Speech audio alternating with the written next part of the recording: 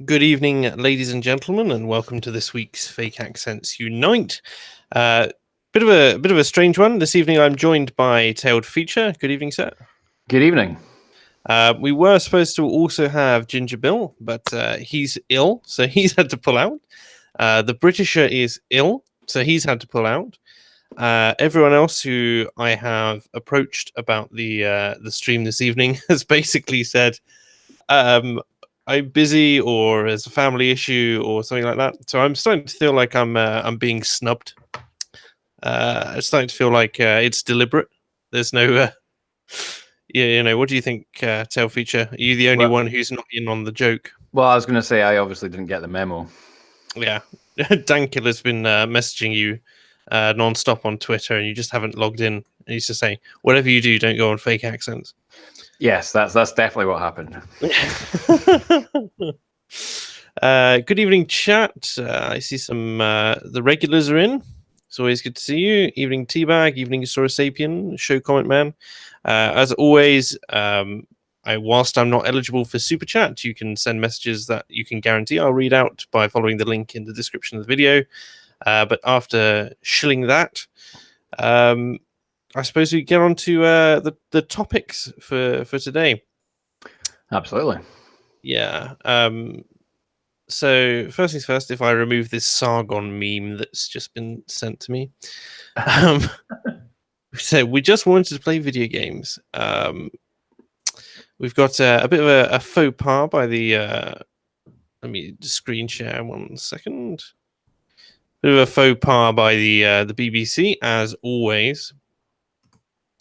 So basically, they want to face down the online competition, the streaming service competition, because funnily enough, people would rather not pay the TV license than have iPlayer. But Tony Hall, the BBC Director General, has warned that British content could be swamped by billions spent by tech giants. But it's funny that, isn't it, when you've only got the the goodwill of the British people supplying your licenses and mixed with a healthy dose of extortion. Absolutely, yeah. Yeah, I mean, there's no way they're going to be able to keep going with this, I don't think. Well, no, more and more people are switching to online. More and more people are showing disdain. They've still got no way to enforce the license fee without massively violating people's privacy. Well, you never know. We may be getting there, yeah. But why? I mean, this in and of itself, obviously the head of the BBC is going to have to say, in order to keep his job, we must do X, Y, and Z, and we must protect, the BBC's interests. But that's not the strange thing. So if I read down the article, it says the BBC will make more high-quality drama than it already does off air, telling distinctively British stories and increase spending in the UK's regions in order to meet the urgent challenge posed by US tech giants. Could be swamped by the billions of pounds being spent on. It's like, what you realize you've got a smaller budget, right? So you produce less programs but produce higher quality. That's the standard. Or you could say, screw it, we'll abolish the license and we'll just work off advertising, as literally every other service does. Yeah, I mean, that's the only other thing. Like, you probably make more money, to be honest, at this point. There's no way. I've never paid a TV license. There's no way I'm ever paying a TV license. It just seems like a stupid thing to pay for. Well, I mean, I could understand when the BBC was the only the only TV company in the UK back in the day before ITV appeared. That was, they had a monopoly, so you didn't really have a choice. I mean, even pre take 20 years ago, right? 20 years ago or before, and you're just going, well, the internet wasn't what it is today, right? We're still on dial-up at that point, and so streaming isn't a thing. People want to watch TV, then they watch it through terrestrial. Cable and stuff, satellite is only just coming onto the scene, and it's so expensive that most people can't have it anyway. So it just makes sense that that the BBC can operate in the way that it did. But obviously, it's a different world now, and basically saying we won't change. We're just going to produce more and spend more money that we don't have on this. I mean, I wouldn't have a problem with it if they, reduced his salary proportionately. Oh yeah, and if they could save a lot of money by not trying to pander to every single demographic of the UK. Like they've got BBC Scotland, they've got BBC Alaba, they've got BBC Wales, all these different things. So many channels which just don't get used. Was it Tim P says, is the TV license for watching TV or buying TV? No, it's for having a TV that is connected to the network in your home. Nothing else. It's just, if you have a TV in your home, regardless of how much or whether you watch it at all, if it's plugged into the wall and it can receive a signal, then it's there. You can disable the signal box and then you don't have to pay the license fee anymore, but it kind of defeats the object. But if you have a laptop or anything that can stream live TV as well. Oh, this was the thing, wasn't it? Where they were basically, but the laptop, if you can stream live TV, you don't have to pay the license fee unless you are using iPlayer, or you are, even when you use iPlayer, you have to be plugged into. I mean, they've made it mandatory now to sign in and say you have a TV license on their site, but if you're not plugged in to the mains and you're using a laptop, you don't need to use a TV license because you're not using the property and the license is tied to the property. Yeah, I mean, there's lots of loopholes in it, and it's not actually enforceable either because I believe unless you let them into your house, they can't like come and get a warrant or anything like that. And every couple of years or so, you get this scare story comes out of them like having vans that go around and check houses, like try and peer through windows. It's like, what's your one defense against being caught without a TV license? Curtains. Well, or have the TV upstairs. That's in a room that they can't see into. That's literally the only. You can just imagine though, like license enforcement agents going around with like their parabolic microphones and stuff like that, trying to pick up the trace of TV, from the next thing. I was watching old episodes of Not 9 O'Clock News this afternoon. Oh God, I've not seen that in a few years. And there was a a sketch about the license fee, and it was just these people just sort of standing in front of this house and said these people did not pay their license fee, and then a bulldozer just crashes through it, and it's just like and we paid this man a visit while he was on holiday, and it shows like a plane crash and everything, and it was basically making the BBC to be out be like mafia sort of type people going around maiming and killing people for not paying their TV license. I'm always amazed. One of my favorites is the IT crowd when they have an anti-piracy ad, and it's basically you wouldn't steal a car, you wouldn't steal a handbag. For downloading films off the internet is stealing, and you shouldn't do that. And they get really like it's a crime, and it gets very dramatic. And but this particular ad just has him going, "You wouldn't kill a policeman." You wouldn't then steal his hat. You wouldn't then go to the toilet in its hat and then send it to his grieving widow.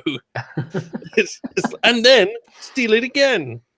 It's just it says stealing is wrong. It's got like some teenager on a computer downloading it. It says like, you will pay the price, and it just shoots the kid in the back of the head. There's just blood everywhere, and it's just like, oh, these anti-piracy ads are getting really nasty. Yeah. Although I noticed someone in the chat said the man from the cat detector van, which I think is a Monty Python reference. I think it was sort of like the company from Housinge, and I saw a sketch all about a guy going to get a license for his pet fish, because you needed to get a license for a dog in the olden days. But yeah. Dog, have you got a license for that dog? Yeah, we used to have dog licenses in this country. But yeah, that's kind of where that came from. cat detector van. It was just a bit as ridiculous as the notion that they could detect people with a television. Yeah. Sora Sapien has just donated $6.58. Thank you very much, sir. I don't know what the significance is of that particular number, but he says, doubtless the Beeb will ruin these British stories with SJW nonsense, right? Well, we are going to get onto that. That's really quite pertinent to this particular story. 1 second. Again, back to screen share. Here we are. So, in a speech to the Royal Television Society, Lord Hall will say, we have a special duty to make programs and services about British people and British culture. I noticed, interestingly, that instantly links to another article on Rwandan genocide for some reason. I assume it's a documentary on that, but there you go. Keep it light. Yeah. Well, it's just funny that it's linked to a thing about British people. And we have a duty to do this for everyone, because in a democracy where we extort a TV license from you, everyone should have the right to share in the best our culture has to offer. Despite license fee cuts, the BBC must spend more that it doesn't have on the highest quality content. And now here comes the saucy bit. So it says examples of British culture stories include Informer. This is the one I main have an issue with. A BBC One drama about a young second-generation Pakistani man from East London who is coerced by a counter-terrorism officer to go undercover and inform for him. Now, this statement, I love how they say it's a British culture story. By the way, it's about the Pakistani community and Pakistani culture in Britain, which is a little bit divorced from, shall we say, like mainstream British culture, which is not London. Well, yes. Aside from that, but it's also this word coerced, right?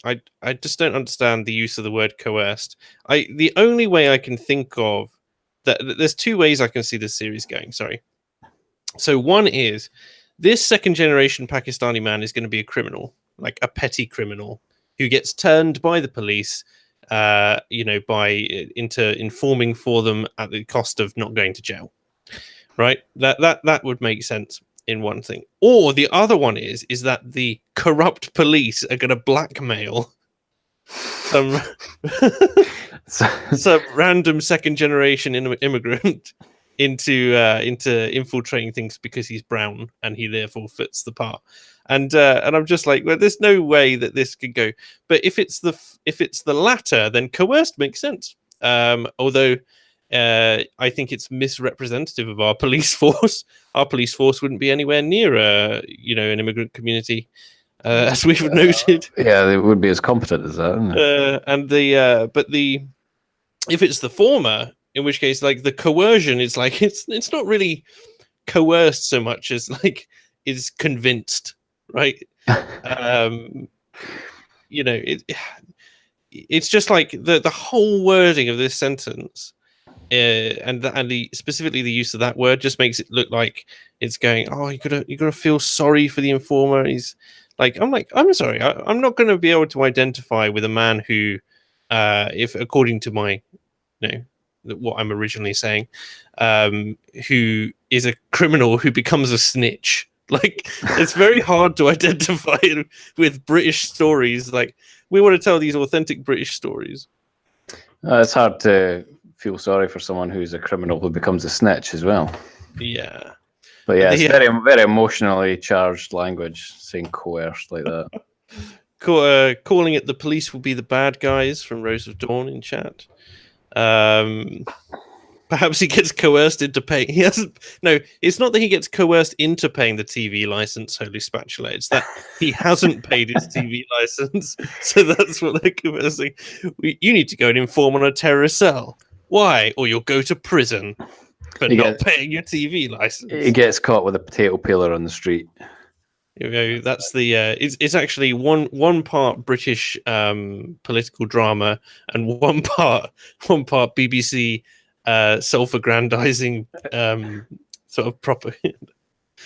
Oh god. Factual programs. Now, this is also funny because there's it says the BBC will deliver more documentaries like The Mighty Red Car, the real-life soap opera which looks at the lives of struggling people in a North Yorkshire town. I'm sorry, but a soap opera is, by definition, not factual. A real-life soap opera is like, is any reality TV. It's a complete misnomer. The statement reality TV is a complete oxymoron. So yeah, I mean, a documentary is a David Attenborough. They won't go in this case to the everyman, because the everyman is a bit boring and no one wants to sit there and watch someone else who's exactly the same as them do exactly what they do. But they will go and they will find like the most degenerates in the society, and also the most corrupt, and they will film them because why not? Well, I mean, they'll represent that as the whole town. Yeah, and that's it's basically just copying the Channel 4 model, isn't it? Yeah, wouldn't surprise me. Or the Sun, quite similar. The Sun, the TV station channel. No. But I'm talking about the style of it, Yeah, I know, but you imagine how awful that would be if the Sun brought out a news channel. I mean, would you think it would be the most subscribed news channel as much as the most subscribed newspaper? I mean, that'd be brave of them. It would be brave of them, yeah. They'd have to bring back Page 3 to get me interested. Didn't they already? I can't remember if they did that or not. I don't really. I think they got rid of it just because the market was like, there's so much pornography out there. We're really not that bothered. No, it was well, I don't know if feminists pushed for it, but feminists definitely cheered when it got cancelled, and because people were saying, well, you've just put some models out of work. Hope you're happy.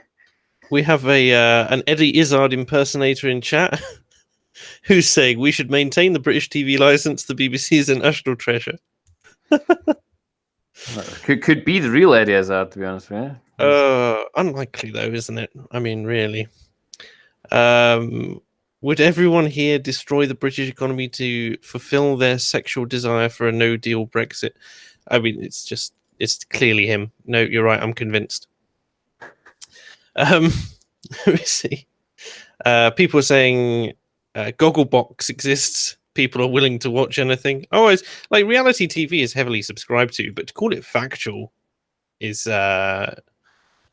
farcical, to be honest. So yeah, I remember that there was a sort of satirical kind of cartoon sketch show on in the early 2000s. It was actually on BBC Three when it first appeared, and it was they had sort of pastiches of sort of reality TV, and one of them was just called "Sitting on the Toilet," and that's basically what it was. It was just a camera looking down on people doing the toilet, and it was like a Geordie guy going "88" on sitting on the toilet, and all that kind of thing. And then there was Time Trumpet as well. I don't know if you ever saw that, and it was they sort of took everything to its logical extreme. So one of them was Cilla Black live autopsy, but she was alive at the she was alive at the time, so it wasn't quite so grim. I know she's dead now, but if it was vivisection, perhaps. It's pretty brutal. Yeah. The what was it? I'm trying to remember what the name of the of the there was a guy actually did do an autopsy live on Channel 4. That crazy German guy, Gunther or whatever his name was. I have no idea. I don't remember this. No? Oh, that was pretty controversial, actually. I imagine. I'm trying to remember what the name of the series was, which had political puppets. Spitting Image. There's Spitting Image, and then there's one more, which was based off of Spitting Image. Oh. But I vaguely recall. I mean, Spitting Image had Margaret Thatcher, didn't it? And Hitler living in Downing Street. Yeah, that was quite funny because the back when the BBC made edgy content, although it has been doing some edgier comedy recently. Did you see the perpetually triggered little skit that they did? Yeah. What's her name again? Tracy Ullman. Mm. Yeah. Yeah. She's pretty woke. Going to be honest. I mean, she takes piss out of everyone, which I suppose helps. She did a sketch. Well, that's the way I like my comedy, though. I like it when it pokes fun at me as well as the other person. If you can't laugh at yourself, you're a retard. Yeah, absolutely. Yeah, that wasn't a criticism, but I think that's maybe why it's a bit more acceptable. It's because, 1 minute they're making fun of snowflakes and Jeremy Corbyn, but then the next minute is David Cameron and Theresa May are getting it as well. So balance. Ian Tomlinson says the other show was Newsoids. That's the one. Thank you very much. No, I don't know that one. Yeah, it was basically an updated version. It was quite funny. But they only did like 4 or 5 episodes, 6 maybe. All right, I'll have to check that out. We've had some interesting movings around in the more serious political sphere as well. So, 1 second. Brexit, I think. So Theresa May's doubled down. Shocker. As you can see, she says Chequers or nothing. Nothing at all. Nothing, please. Now, this is a horrible one. I'm actually using this this article probably for another video I've got later on, but we'll discuss it now as well. For another video I'm doing later in the week. But it says, Theresa May has told the BBC MPs will have a choice, Chequers or no deal at all. She was critical of a plan by Brexiteers to resolve the Irish border issue, saying it would create a hard border. It's like, who's saying that it would create a hard border 20 kilometers inside Ireland? It's like the EU is saying that. And the EU will say anything. And it's like, does the EU have a hard border in the east? It's like, well, Turkey maintains a border, but that's about it. And that's only because we've got missile defense systems over there, and that's also the only reason why Turkey is allowed in NATO, so that we can move our munitions through there. But as Mog has said, like, as much as my mood with Mog has mellowed somewhat recently, mood with Mog has mellowed. I'm all about the alliteration this evening. Sounds like a jazz band. The mood with Mark has mellowed, but like, we don't have to do anything with regards to a hard border in Ireland. Like, it's not a point where we're being swarmed. It's not like the Mexican border. It's not like people are crossing it illegally every day. And people who travel frequently across the border anyway, there's usually like grace, sort of a grace or a permit that you can get, a special like work visa effectively. And we said already that we're not interested in setting up a hard border. So if anyone's going to set up a hard border, it's the EU.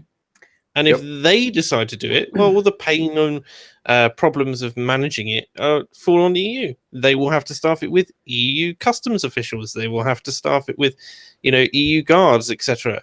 There's nothing for us. It costs us nothing. I mean, absolutely nothing. And it causes the EU a massive headache.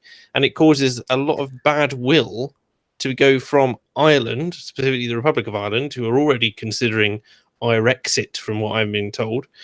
At least bringing up the possibility, which wasn't going to be brought up until quite what the EU's plans were for Ireland. I think when Italy goes, or potentially if Italy goes, then we'll start to see like a mass, shall we say, the exodus of nations from the EU may happen, and it will just be Germany, France, and potentially Belgium.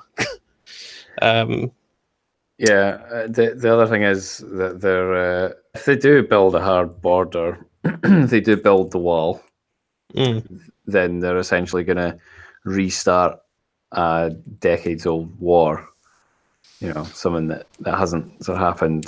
It hasn't been much of an issue in the border for the past 20 years or so. So if they kickstart a war, then maybe it might be quite good for us, actually, have a good old-fashioned war. We could go and invade Europe again. Show them who's boss once again. Yeah, the Americans will join at the end and claim victory. Yeah, of course. When it becomes clear that really a small island nation whose military has been in remission for the last 80 years. I don't actually. 60, 70 years, sorry, is is probably not in the best place to take on all of Europe. Like, maybe not. come No. on, son. Yeah. Source Sapien has donated $5. Thank you very much, saying, imagine if the Unpopular Opinions live stream cast becomes the new cabinet with AA as PM. Well, as long as I'm not in charge of anything economic based, I think we'll be fine.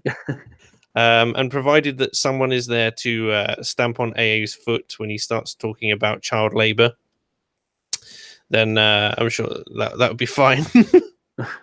I mean, I think AA has already done his dream cabinet, although I might push him and ask him to do one where he puts the RPG party, as he calls the rotating pool of guests from Unpopular Opinions, on in different cabinet positions based on what he thinks their quote unquote strengths are. That might be interesting. Is this public knowledge? Is he like is this a running joke thing about? What's this now? Like a cabinet kind of idea of the guests. Is that is this a fully fleshed idea or just? Oh, I see. No, it's just like every so often. I mean, he will use the different members of the party of the RPG party, which is the basically his guests for Unpopular Opinions. He'll use them in his videos for examples. So, for instance, I was the the worker who provides the least return for the company in one of them, and that's definitely deliberate. As well as he gave the Britisher charge of a coffee company because he knows full well that the Britisher only drinks tea. So it's a bit of a tongue-in-cheek thing. But he also has he did a stream, I think it was 2 hours long or something, which talked about literally just what his ideal cabinet of real ministers would look like. And I'd be curious to see him do a follow-up to that, see if anything has changed in the current political climate, but also the idea of putting YouTubers in a cabinet position is just ridiculous anyway. I don't know if me or Count Dankula would get minister for Scotland. Well, you're assuming there would be a minister for Scotland under AA's rule. Well, I guess so. Yeah. Down with devolution. Apparently, Count Dankula is streaming now, so people are reeing in the chat because they're saying they don't want to choose between the two the two streams, us or him. Oh, bless! I think we're doing quite well. Like, yeah. If people keep mentioning that Dankula streaming will hemorrhage viewers, but probably, I probably shouldn't have announced that then. I mean, Dankula's going to be streaming for the next couple of, at least the next couple of hours anyway. So you probably catch him afterwards anyway.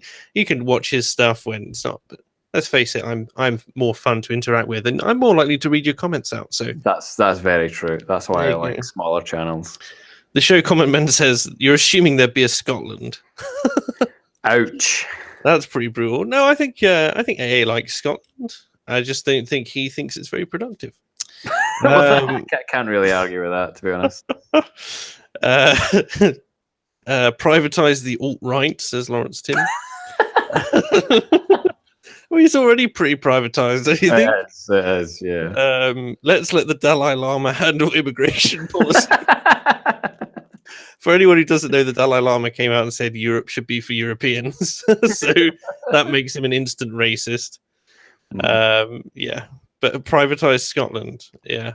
I mean, that's assuming anyone wants to privatize it. Yeah, I don't think anyone would. Just be whiskey distilleries, and every so often it's just like the poor section, which is iron brew factories. Well, it'd be whiskey distilleries and heroin plantations or something. Oh god, heroin! You can grow heroin. Back to the Chequers deal, and the hard border.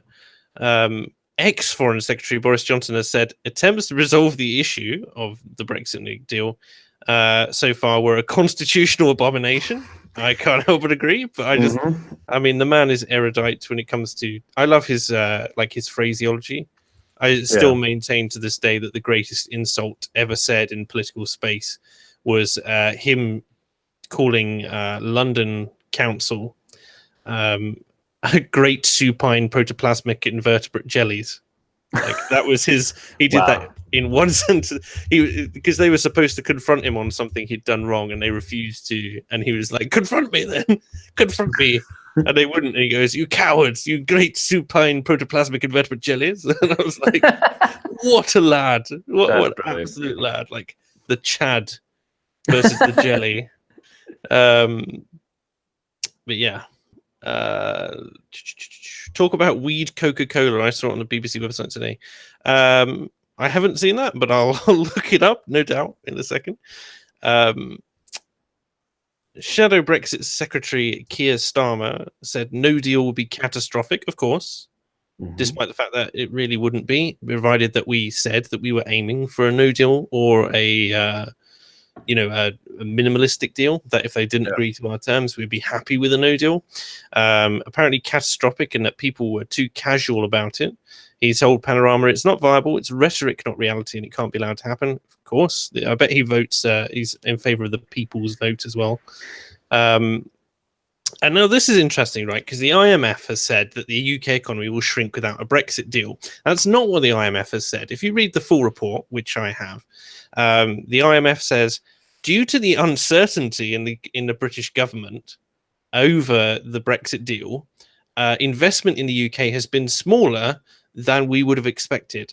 And therefore, we expect that in the event of a no-deal situation, that the economy will shrink a little bit.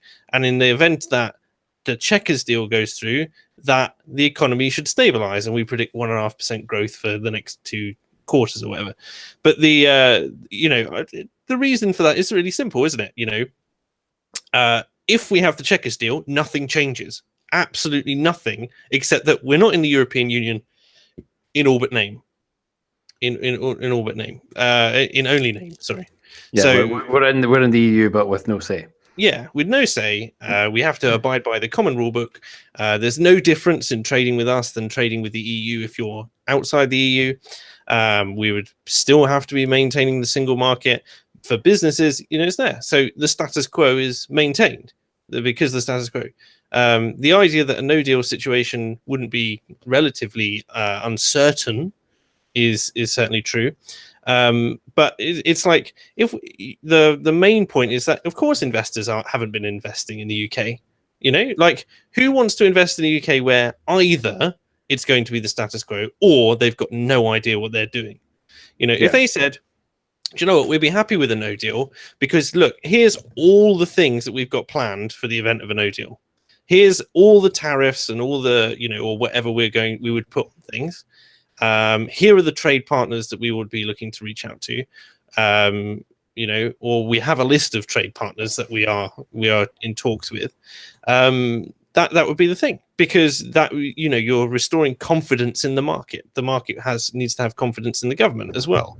So the idea that it's not that a no deal would be the catastrophic, it's that a no deal with no plan is catastrophic, and the government is putting forward absolutely no information regarding any kind of plan that they may have put out. Nothing at all. It's just nothing. Yeah. People saying no deal is the best deal. Jeremy Corbyn saying we will lose. Dear. Stop shilling your friend, base Liz T. Governor. Goodness. Let me see. Everyone should drive a Jag after Brexit. That'd be funny. But if only Jaguar was owned by a British company still. Yes, indeed. But yeah, so I've got a real problem with this, and I'm going to make a longer segment on it for a longer video. I'm doing the This Week in Stupid for Sargon this weekend. Oh, nice one. Your channel's going to explode. I hope so. But he's away at MythCon, so of course, yeah. He needs a guest spot, so this will return with more emphasis and emotion in it on Sunday, because I've got to make it entertaining. Yeah, so In its annual assessment, the IMF said all likely Brexit scenarios would entail costs, no surprising, but a disorderly departure could lead to a significantly worse outcome. Again, the key here is disorderly departure, isn't it? I mean, really, it is. Like, it's not about whether we leave or not. It's about how we do it, and the way it's being done is disgusting. So, of course, Philip Hammond said we had to listen to their clear warnings and then completely misconstrue what the warnings are. Oh, did he misconstrue it intentionally, do you think? Or I don't necessarily think it was intentional, but I doubt very much he's read the full report. I imagine his assistant has just given him a rundown of it, or he's read a similar article. Just read the BBC and went, "Oh, this is what it says." Honest. Yeah. Mrs. May said, "I think the alternative to that will be having no deal because she's so stalwart in her defense of her own leadership that she's decided, well, that's got to be it's got to be done, you know. You know, I can't be wrong. If I'm wrong, I might lose the election." It's like, well, you're going to lose the election anyway. Whether or not the Tories lose the election is a different matter, but you've already lost. You have an 82% disapproval rating. That's quite embarrassing, really. Well, it should be, but she's in it for the long haul, I think she said. And like, can you imagine if we had a Theresa May like Angela Merkel in office for 20 years scenario? It's not going to happen. Please don't. That might actually make me emigrate.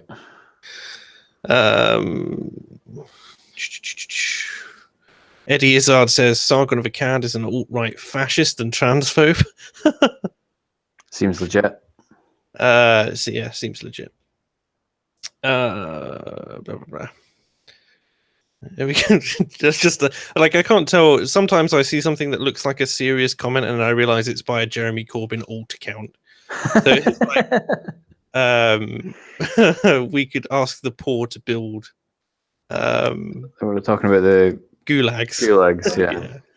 That whole like LGBT plus Goldsmiths thing was ridiculous, wasn't it? That was defending the gulags. It's like, yeah, the concentration camps are for re-education. Mm-hmm. They're supposed to re-educate, but it was just like it was marginally worse living in a gulag than it was living in the population because everyone was starving to death. It was just that you'd get worked a little harder. So it's like, you know, oh god, it's just I hate it so much. Like, they have no again, I liken this back to my We Live in Dangerous Times video, where I just basically assert that we don't, and therefore people are so divorced from suffering that everything seems like suffering. Yeah, or nothing does. And so they can't comprehend when they read in a history book that, I don't know, the Vikings raped and pillaged their way down the country. It's like, oh, that sounds bad. But there's no real understanding of how awful that was. Like, there's for the left in particular, for claiming to be empathetic, have a surprising lack of empathy. But I think that just most people can't identify with something they've never experienced, which is why I think that people who go through difficult upbringings necessarily are more robust when it comes to that sort of thing. Like I was in, was it last year? I think I went to France for the first time. I went to some of the battlegrounds and all that, and just saw the rows upon rows upon rows of crosses and stuff. And I thought, you know what, school kids need to visit these places. You know, a mandatory visit. That'll fucking give them a sense of perspective. I went to Bosnia last year when I went traveling, and every town has a mass grave. Absolutely because the Civil War was obviously only in 95, and so it's basically their equivalent of World War II. I mean, it wasn't quite as bad as that in terms of casualties, but for them as well, like, again, the casualty rate for young men in their in a certain age bracket was horrendously high. But every town you go to, there's just a big grave, and it's all fresh, and you just go, okay, these people understand. And it's in everyone's memory. Like, the only people whose memory it isn't really in is this current generation, because they were born, you know, either during or just after it. So But anyone who was even a kid in that area knows about it. And I just think we've lost. Not that I want us to have a war and graves everywhere so that we can appreciate it, right? I was But actually going to say we've lost war. the appreciation for what that was, and we have stopped talking about it, and we've stopped educating ourselves on it. And it's like I wonder at what point Remembrance Day will be removed, because they tried to do it like about 10 years ago, and there was a massive cultural outcry, mainly of course from places like the RBL, the Royal British Legion, and a number of other groups, and people who have still had grandparents who fought in wars and stuff like that. But those generations will be on the way out, and I wonder if in 100 years time we'll still have that. Then again, I wonder where on earth the world will be in 100 years time. We could have had World War III, so who knows. So we'll need more war memorials, is what you're saying. I don't know. I don't think there'll be any memorials if we have World War III. It's going to be nuclear. Yeah. But yeah. So there's yeah. Oh, I just saw the name Nick Clegg and I forgot he got knighted. Did he get knighted? Sir Nick Clegg. Oh, what is it like? Sir Nick Cuck. Like, I mean, it's just Clegg. I mean, all he did while he was there, like, fair play to the Liberal Democrats, right? They tried to get in.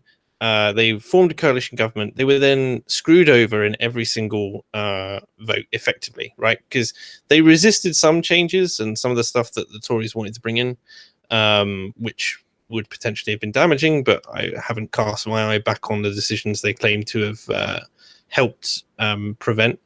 But at the same time, they had to sacrifice every single one of their positions because there was no way that they were getting any of them through.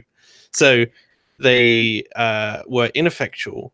The effect that they did have was nominal and would not have been noticed by the public. And the obviously the downside, I just don't think there was a way they could win through that coalition. They'd have been better not forming the coalition. Yeah, I think so. At least I think some of their more extreme stuff, like the tuition fee stuff, like I'm not talking about whether or not these are correct policies or not, by the way. But if they had formed a government with, say, Labour, then they could at least have pushed through the thing which was giving them their primary support base. You know?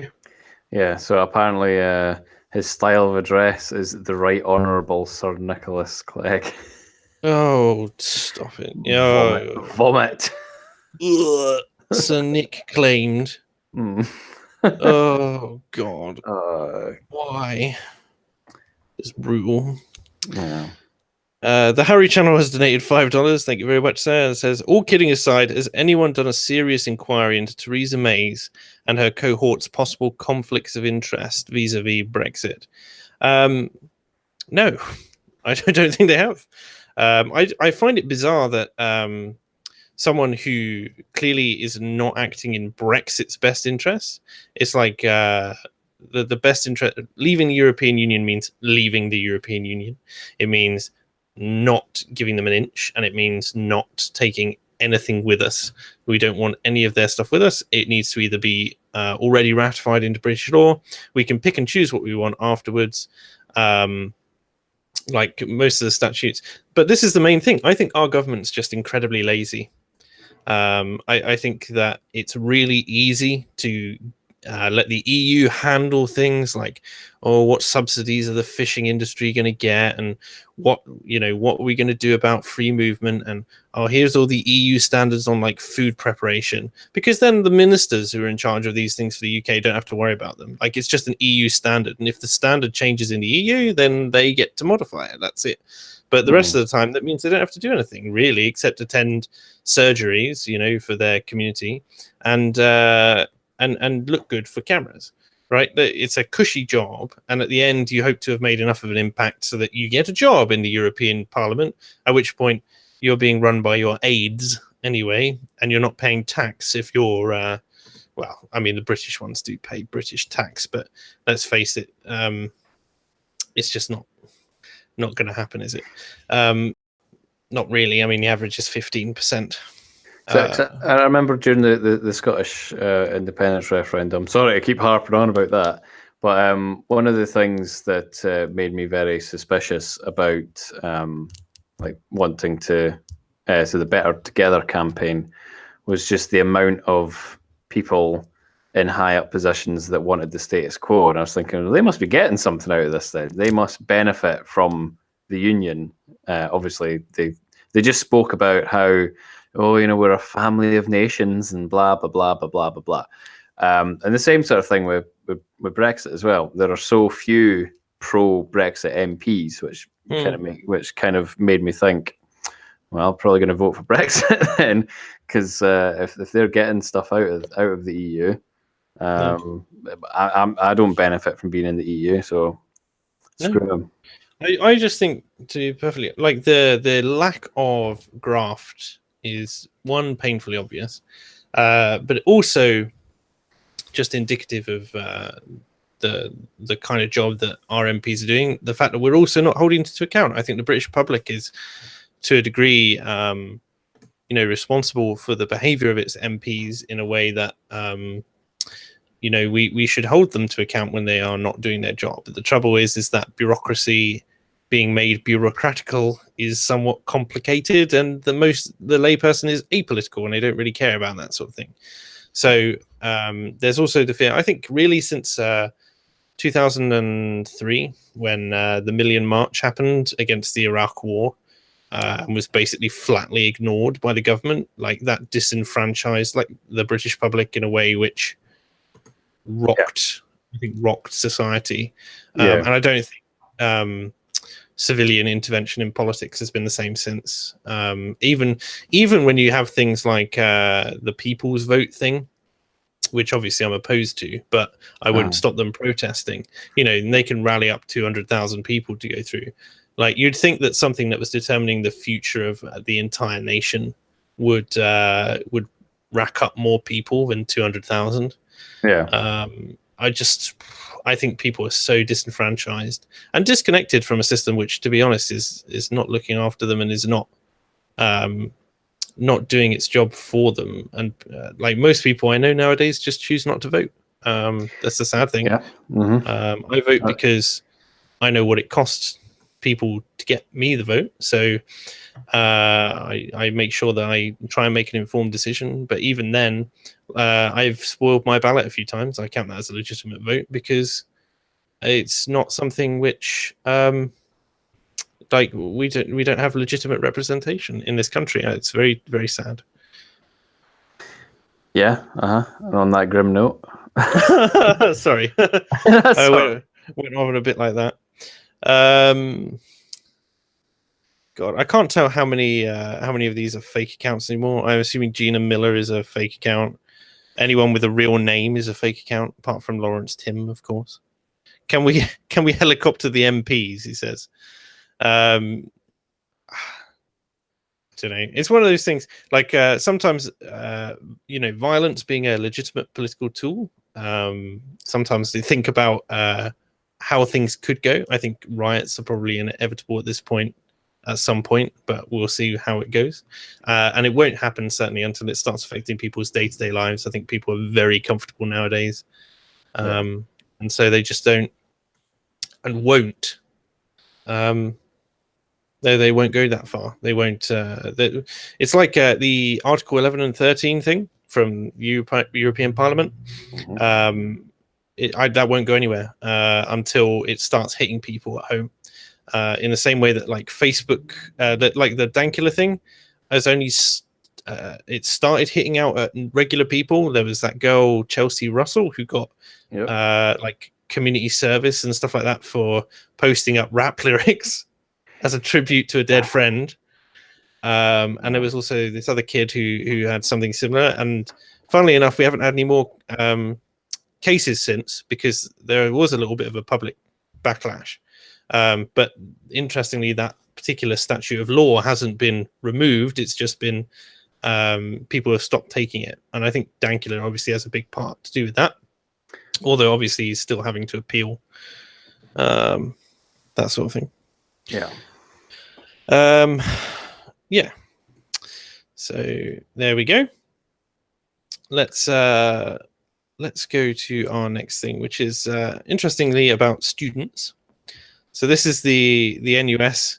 It's a little while back, I think, early September. They released their report on the impact of their race equity plan. Jesus. As most people know, I've gone back into education, so I started university today. Again, which is a weird sensation, and I don't like it yet. Have you already got a degree? No. I have a Institute of Leadership and Management level 5, but that's not a degree. It's just something that you get alongside RAF training, or officer training anyway. But the student union where I am, like without giving away where I am, the student union where I am basically is a member of the NUS and stuff like that. And they were trying to get me, like, I signed up and got my ID card today, and they were like, oh, you just pay £12 for like an NUS card and get all these discounts. And I was like, I'm not supporting this on principle. But the NUS representatives at the university don't really understand why. But they did give a talk, and they were definitely very activist about it. They were like, we're an activist union. That was the exact line which the rep used in his little presentation. And I was just like, okay. And it's like, we want to empower you to change the world. And I was like, oh, that's not what university is about. You change the world through your success and by doing something which matters, not by becoming a professional activist.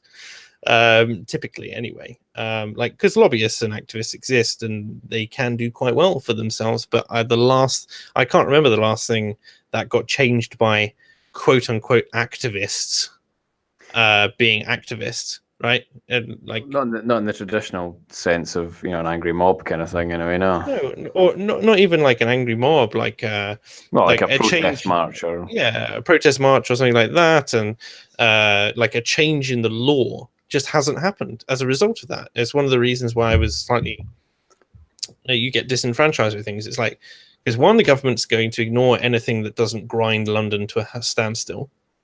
And secondly, people mainly lobby for things which are either of are quite niche importance or just not necessarily, they're so if let's say the fishing industry lobbies against the restrictions on the amount that they can fish per year, and you just go, well, how big's the fishing industry?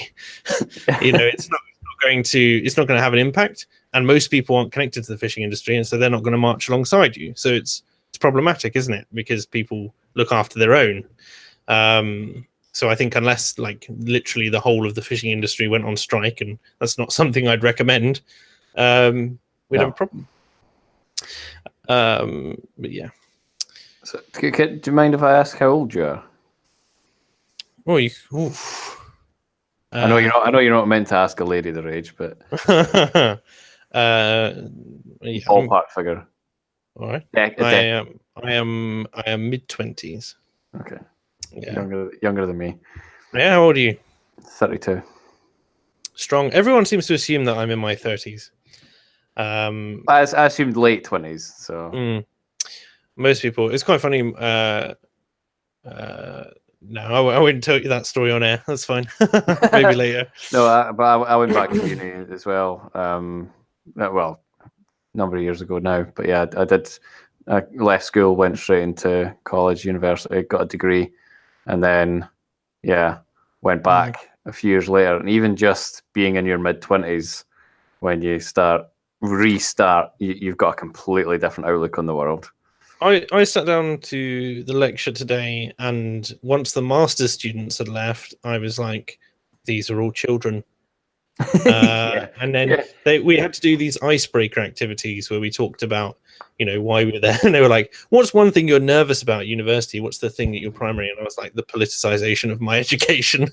And they were like, oh, like the workload getting too much, or You know, like not knowing how to cook. Yeah, basically. And I was just like, the politicization of my education. And there was this American girl in the class, and she was just like, I agree with you so much. There's a reason why I've come over here for my university, because it's even worse in America, like particularly in the humanities, which is one of the area I'm going to.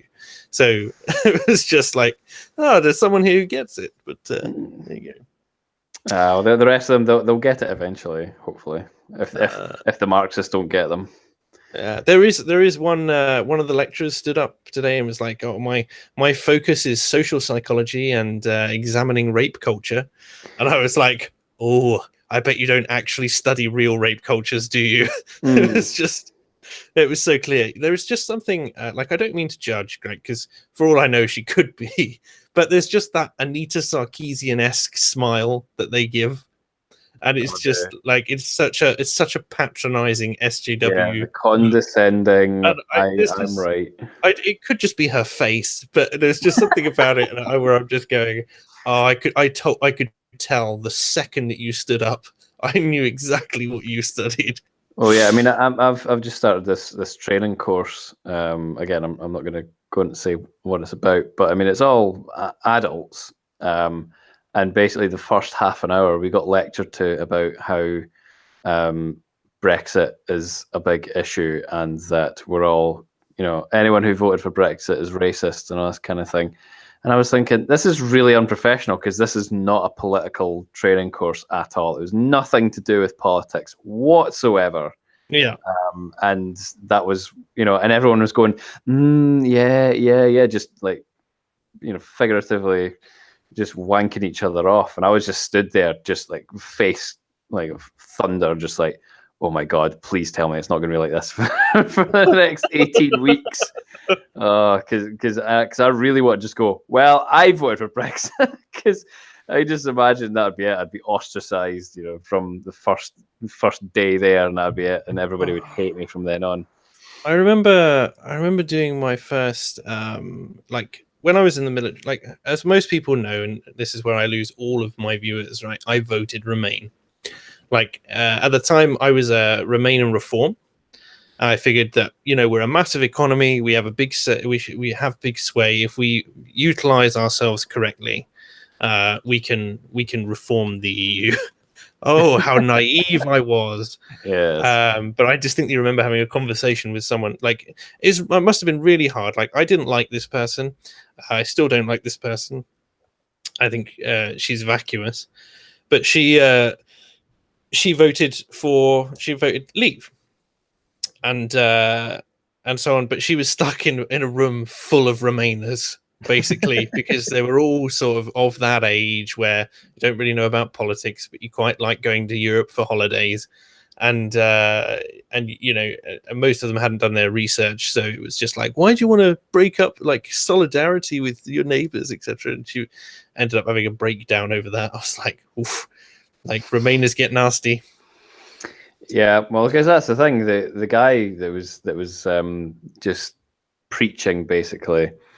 He was just going, oh no, it's going to be really difficult because my main job, I'm a linguist, and I'm going, I travel across the EU all the time. I'm going to have to fill in paperwork, and I don't know if I'm going to have a blue passport and all this kind of stuff. And I was like, if that is really your reasons for voting Remain, then that is the most self-serving thing I've ever heard in my entire life. Don't get me wrong. Most people who voted Remain voted self-servingly. Like, this one woman I knew was like, oh, I didn't want my holidays to Spain to become more expensive, so I voted Remain. That was the only reason. It was very self-serving. This is partly why some people I know who want to change the voting system, so only business owners over 25 can vote. I find the idea of I liked the idea of reducing the voting age when I was 16 and I wanted to vote, but now I look at it and I go, oh my goodness, imagine if I'd been allowed to vote at 16. Well, we did it in Scotland. Oh, did you? Oh god. Yep, for the Holyrood elections, and it was just in time for the independence referendum. I imagine not that it worked. Not that it worked, but I also imagine that not many 16-year-olds want to vote. like I was a pretty strange child in that regard, you know. Yeah, I mean, Like the political type of person wants to vote anyway, but the political type of person is like what, like 5% of 16-year-olds, if that. yeah, yeah. I mean, I don't know how big a demographic the voting habits of 16-year-olds are, but I mean, we've got a youth parliament and stuff in Scotland as well. I thought it was like a model parliament, like it wasn't a real one. Like, but there you go. Well, I mean, I don't think they've actually got any legislative powers or anything like that, but they might do a better job than the people we've got currently. I don't know. Penny sweets must remain penny sweets. That's about as much as I'd let them. Yeah, I wouldn't even let them. But yeah, so back from students, which is where we were, to the NUS. The Race Equity Impact Report, or RE,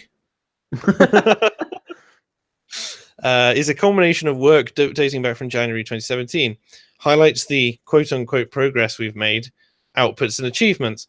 Excuse me. We had a complaint by our then black students officer. Yeah, this is a problem for a start. Why would you go? Why would you say yes? I am the black students officer. I wonder if they're actually black.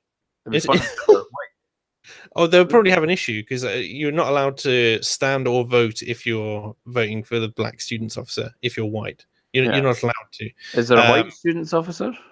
No, of course there isn't. Is there a Hispanic they're only concerned. Probably they're only concerned with BME. So, NUS commissioned an independent review to investigate an allegation that the NUS was institutionally racist. Of course. Which it is, but it doesn't realize which way it is, and the measures they're putting in place to correct this are making it even more racist. There remains no doubt in our minds that the NUS as an employer has seriously failed to support black staff, officers and volunteers, and has considerable work to do to address the poor understanding and engagement of race and racism amongst white staff and associates, right? So it's not like it's an excuse to say white people are doing this, because and associates just completely removes like all of the the woke like BME guys who are actually not don't care about this stuff. Basically just like, come on now, we're a nation which is like 85-90% white. The majority of our staff are white. You don't have to be black to know what's in the best interest of students. Right? So it doesn't matter if they're black students or white students. They don't have different requirements, right? They all live in the same accommodation. It's as close to a socialist communist system as you're going to get in terms of the income of students, right? Because everyone in halls pays the same amount of money for the type of room that they get, and everyone gets the same amount of student loan that they live off. So the only thing that changes is if each one gets a job. Like, which job do you get? But statistically speaking, BME people are going to be lower earners in terms of if they've got part-time jobs, things like that. So they shouldn't have to pay as much rent. Am I right? Because they're lazier. Okay. Well, I didn't say that. Oh, but I did. But the Runnymede Trust has come out and basically said, white folks are bad. And then it launched the NUS launched a 5-year race equity plan to tackle institutional racism. They've got a 5-year plan. Yeah, they have a 5-year plan, which is really funny because the positions for their officers only last for 3 years. So it's like the guys who are just coming in who have to deal with all this shit can guarantee that they don't have to worry about it by the time they finish their degree. So it's not. And I just think that's brilliant. 5-year plan. Well, I think the 5-year plan for the national economy of the Soviet Union. God. This plan is grounded in the view that racism is deeply embedded across society. Clearly. That makes perfect sense. Including within institutions, even though we can't prove where and how it is taking place. because we're looking at the results and then inferring the causation, as opposed to looking at the way things are working and determining what should happen and what is happening. It's like it's horrendous. Like it's so scientifically inept. It's unreal. Oh yeah. But yeah, because it's not a real science, social science. Their key achievements include changing our recruitment processes to attract and hire more black applicants. So positive discrimination is still discrimination. 43% of our successful applicants were black. 16% of all internal moves and promotions were also made for black staff. Well, that's not representative either, is it? It's like, you don't have to have like 50%. It's like 10% would be representative for a start, or so. And secondly, it's going, you're deliberately making sure that you then promote black staff for the sake of their skin color. How patronizing is that? I mean, it's just well up there. 256 staff received mandatory creating equity at work training. So basically how to be a racist. To make sure everyone has a basic understanding of liberation, equality, diversity, and inclusion, also known as segregation, equity, forced diversity, and exclusion, because you're excluding qualified applicants. The NUS has created a race, equity, and inclusion team to deliver our equity work internally into our members. And blah, blah, blah. 100% of participants now recognize their personal role and responsibility in fighting racism. So you've brainwashed people and told them that unless they can accept this, then, they're a horrible Nazi racist person. Or they've just thrown out the people who didn't recognize their personal role. Yeah, and that's that. It includes the race, like volunteers receive race equity training. I'm sorry, but that's just utter bullshit. Like, unless you can prove that someone is being racist, like the idea that implicit bias exists as well. It's like everyone has implicit biases, right? But the majority bias in society is not against skin color. I'm sorry, our country just isn't. In fact, on the World Racism Index, we rank like 3rd in terms of the least racist countries in the world. I think we're like beaten by something like Costa Rica and California or something like that. It's ridiculous. But we're just not a racist country. We are not, and worldwide, globally, we are one of the least racist countries in the world. Like, and considering that we were the most colonialist of all countries as well, that's a pretty good achievement, really. Yeah.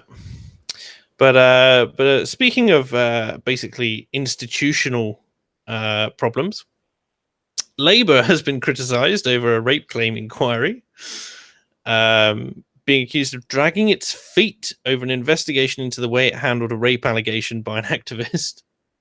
So Bex Bailey waived her anonymity and said she was discouraged from reporting the attack and called for changes to the way cases are handled.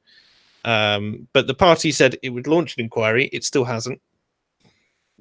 But Labour responded by saying it added a helpline, and that's it. What do you phone up and say I've been raped by a member of the Labour Party? Sorry.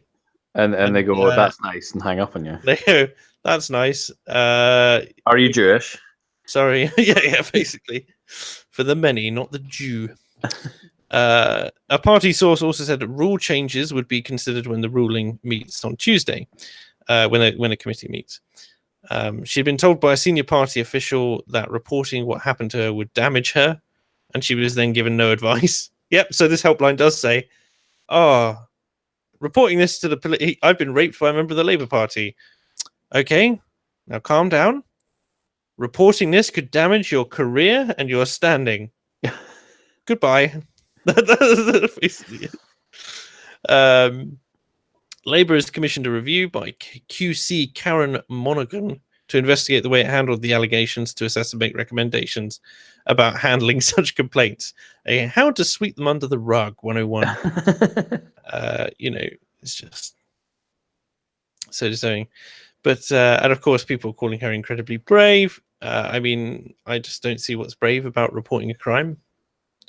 I suppose it's perhaps brave or foolhardy to go to the papers about it. I just don't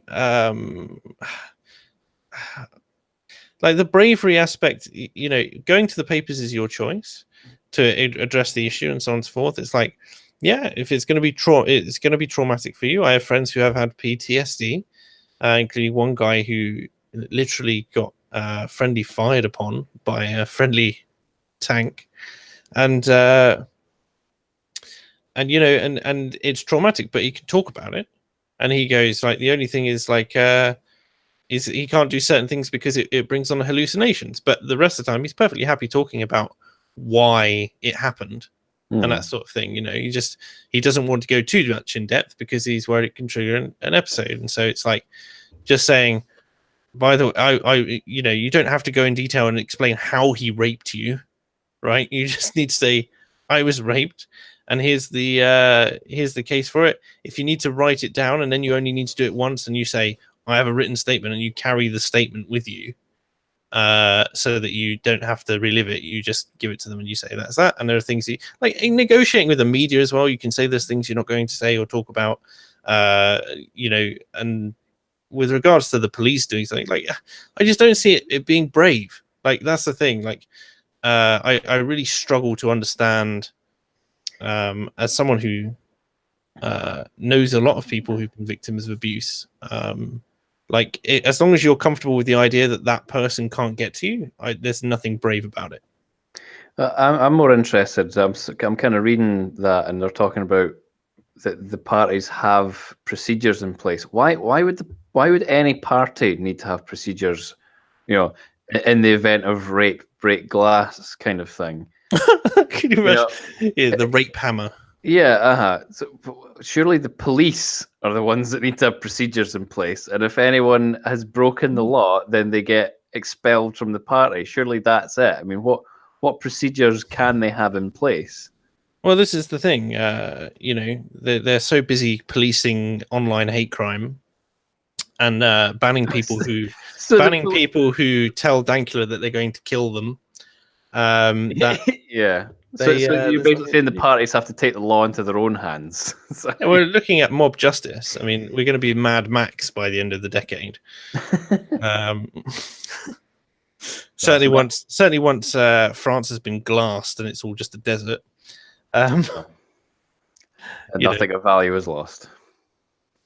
Nothing of value. I don't know. I quite like French cheeses. That's about it.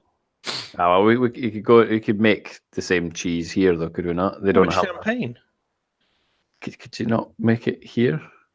I mean, you can make cheese, but champagne. You can't. Like, the reason why different wines are called different things is because of where they're grown. That's why they taste different. That's fine. You could just grow the grapes once the fallout's all.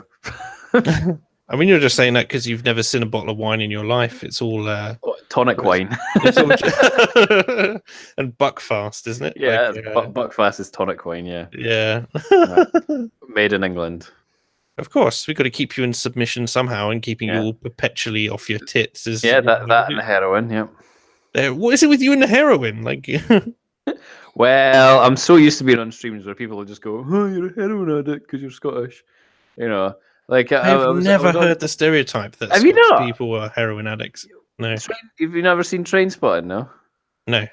Right. Trainspotting is the word. Trainspotting is vernacular for shooting up.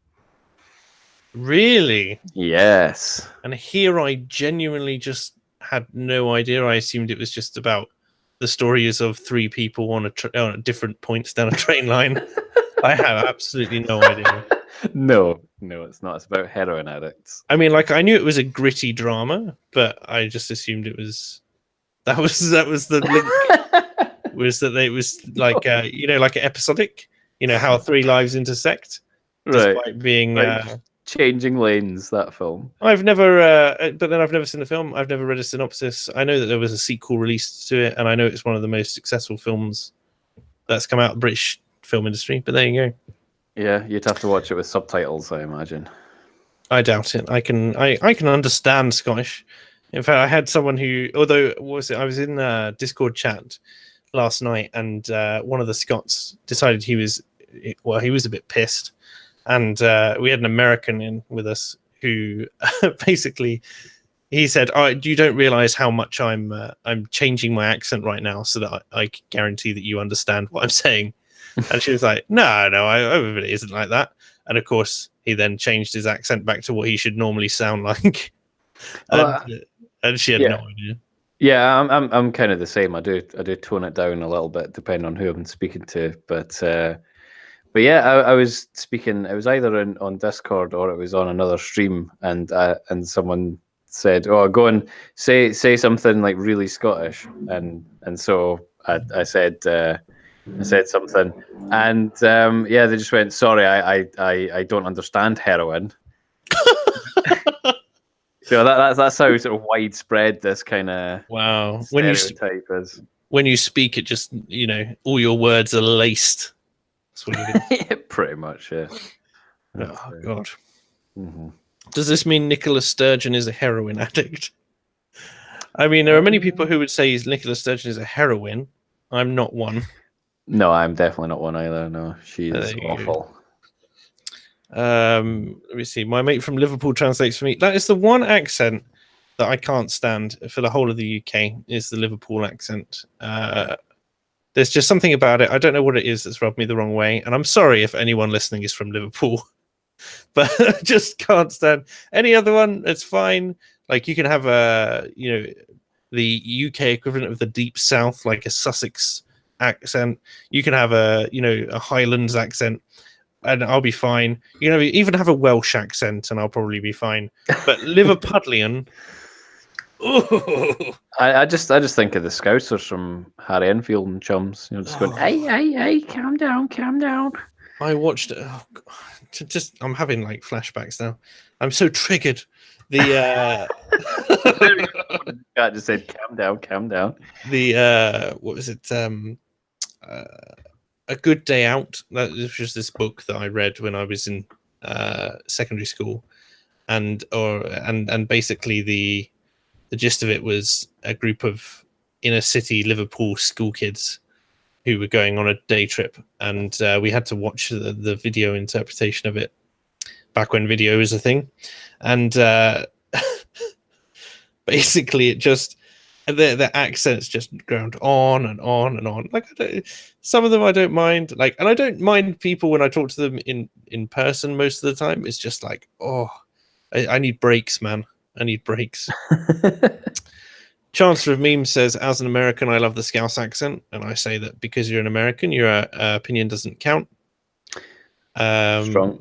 The show comment man says it's called Our Day Out, not so obvious. That's twice now. Yeah, I agree. I'm sorry. It's called Our Day Out. That sort of thing. Now people are going, all the everyone's favorite pet hate accent is coming out now in chat. It's like LuxLX says, I don't like the Essex accent. All I can think of it when I hear it is these people deserve to be poor. Tell you what, I've been to Essex, and there's some areas that are not poor at all. Yeah. Silly Seller says videos in VHS, not so obvious. Confirm boomer. I'm not a boomer. Oof. What is the actual definition of boomer now? Isn't it? It's like it must be like sort of mid 80s to mid 90s, I guess. Maybe earlier. I think it's a little bit earlier than that. I'm only saying that so I don't get classified as one. It's the post-war generation, isn't it? It's like one removed from the post-war generation. Yeah. So it's not the guys who were born in the 50s and 60s. It's the 70s and 80s. Mm-hmm. Before Lawrence Tim says before 1964. Good grief. Well, that's a baby boomer. Yeah, that's the baby boomer. That's slightly different. But the new boomers are probably early 60s to so yeah. It is the post-war generation. So it's basically just a way of calling people old. That's right. Okay. So basically, calling Sargon a boomer is just an insult, really, rather than accurate. I mean, Sargon really does inhabit the spirit of the boomer.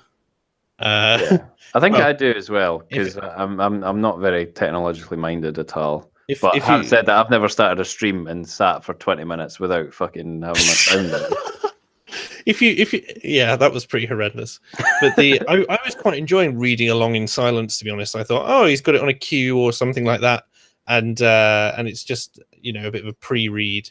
I was like, it's a bit dull, but I guess he was just doing the stream for a meme. Oh well, you know, particularly with chat off and that sort of thing. And then of course, boomer. 20 minutes in, and then I switch over to V commenting, and he's like, I've literally got Sargon on the phone trying to call him like 4 or 5 times to get this fixed.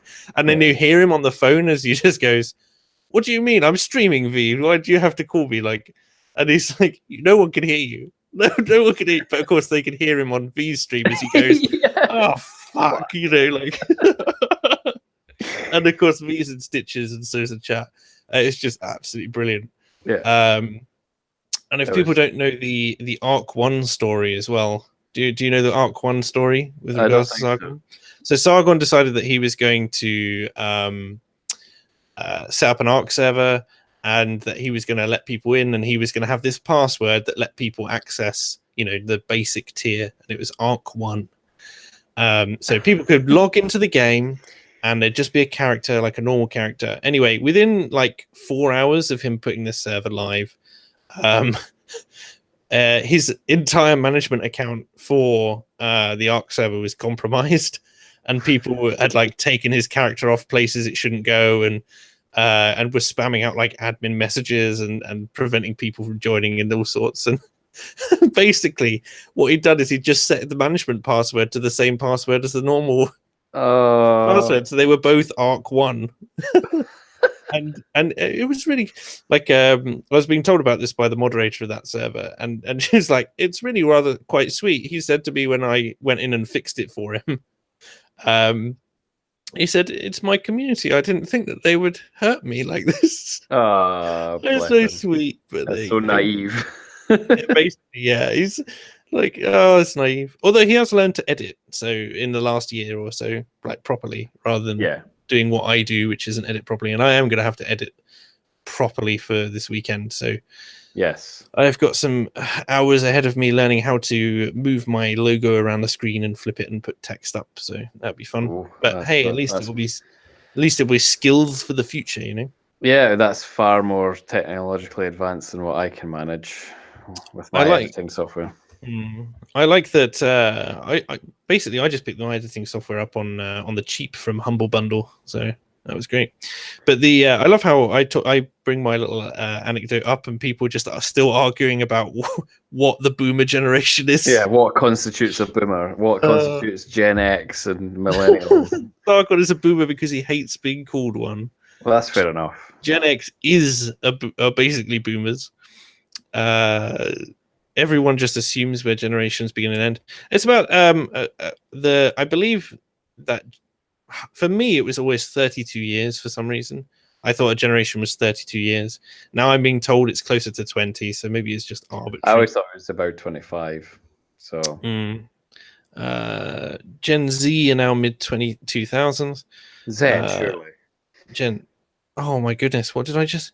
You said Z. Kill me now, like genuinely drive a stake through my heart. I deserve everything that I get. DM me your address, I'll be round in a minute. Like, yeah, cheers. No, sorry, excuse me. I'm just going to I'm going to drink an entire bottle of rum, and then I'm going to smash the bottle and cut my own throat.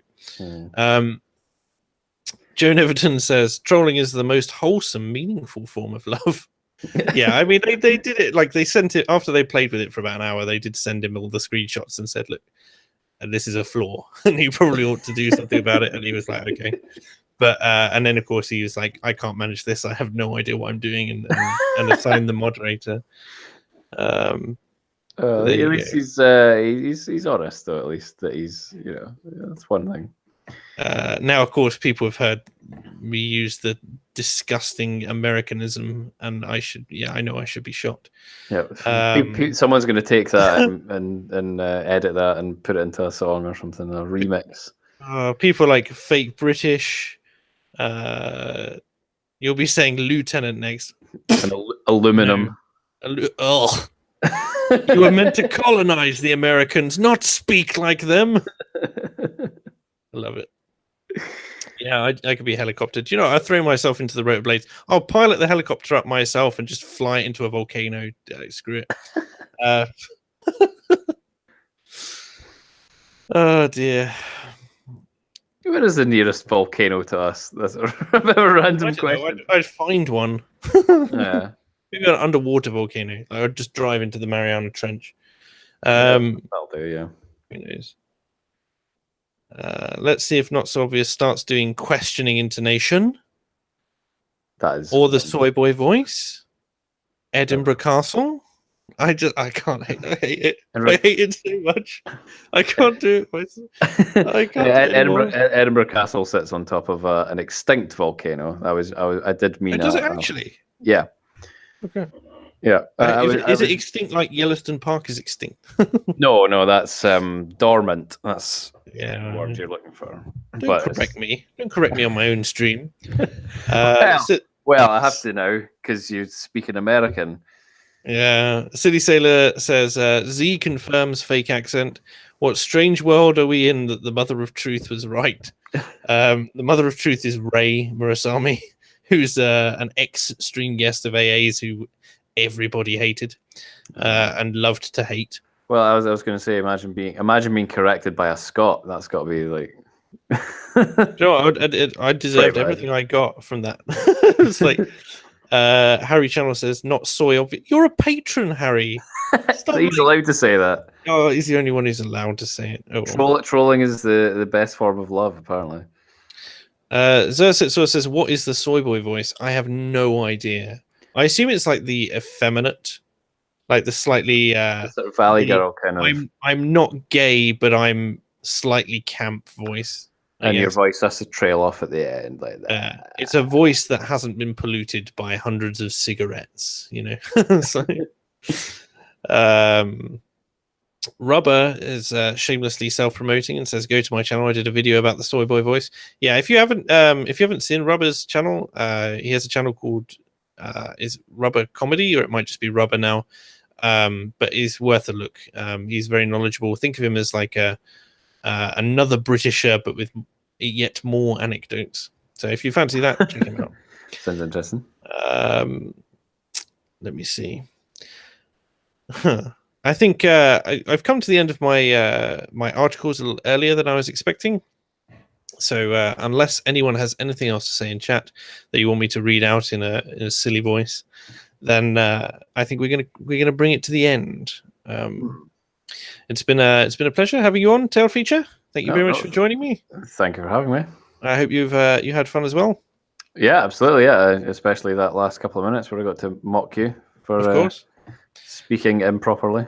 It's a pleasure. I'm unlikely to produce another video this week because obviously I've got the big project for the end of the week. But look out for that one, and I'll see you all next time on the next Fake Accents Unite. Good night. Good night.